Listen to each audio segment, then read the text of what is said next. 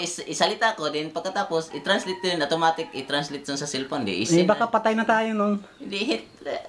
Saka nga, alagaan natin yung buhay natin para nga, maabutan pa natin. Alagaan lagi, pero siya masyadong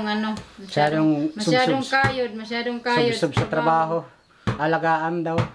Magsalita. Para mabuhay.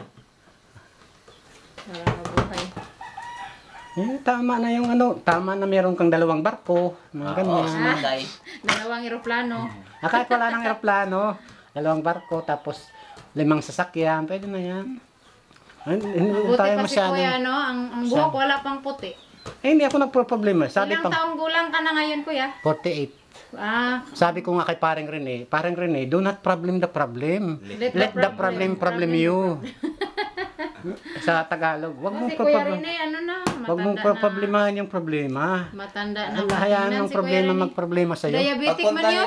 Pagpunta niyo sa kanila, nandoon yung anak nila si JL?